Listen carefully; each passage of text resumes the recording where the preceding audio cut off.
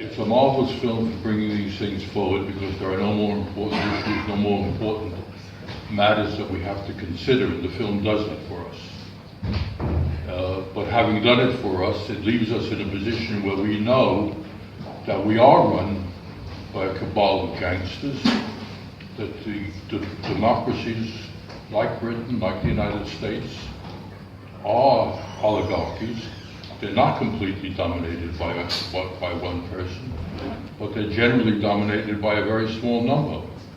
And we don't yet know, and we haven't yet worked out how we can deal with that. Now, I'm very proud that my little brother almost did it, and the reverberations of that have not finished, and they will not finish for quite a while.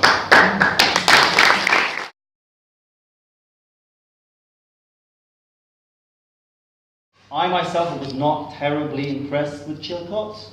If I can be excused for saying a little bit about that, which is, firstly, it doesn't say anything we as a people and protesters have not been saying for 13 years. The thing that most people wanted was some kind of closure, some kind of accountability, some kind of nailing of the lies that were told. It doesn't really do that. It sort of says this happened and then this happened, and will you readers please join the dots, because I'm not going to do that.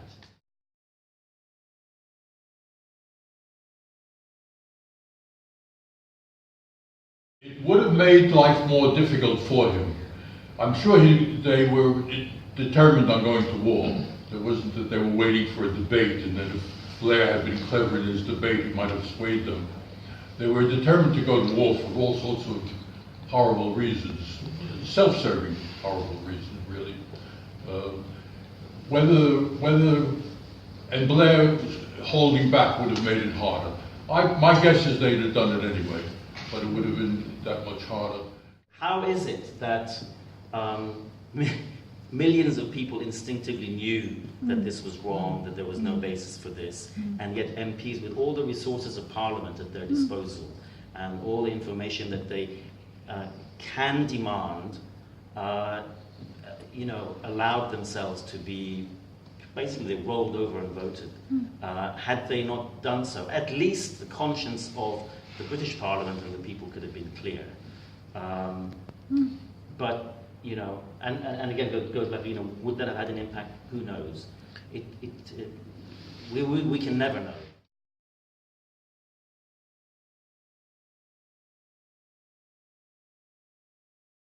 There's something quite remarkable about this historical coincidence of Corbyn and Sanders coming together at the same time. In Zimbabwe at the moment.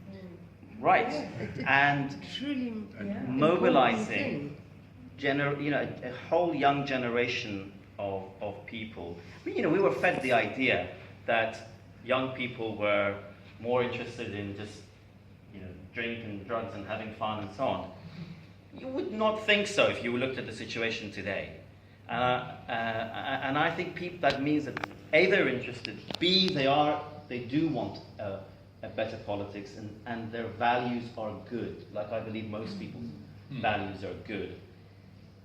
One of the things we have to reform is the media, because it's the media who develop this idea of personality.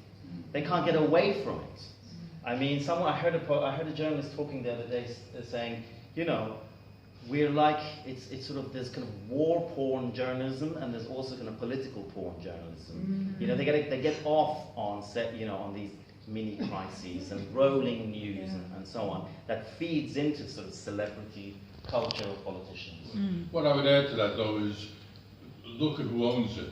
It's in, I Googled a year or two ago, and I had nothing better to do. The owners of the main which are the main papers in this country, right-wing papers, they are all owned by tax-exiled billionaires. So it's not just that this, a habit of stupid journalism, of going to the trivia. There is something behind it that runs it, that has a more sinister aspect. Yes, but you're right. The media mediates We don't know what's happening down the street and the houses down the block from us. So, but we think we know about the world because we're bombarded by stuff, but somebody is choosing that. Is that our time? I'm afraid I've been overrun by quite a bit. It's been so fascinating, but thank you both so much.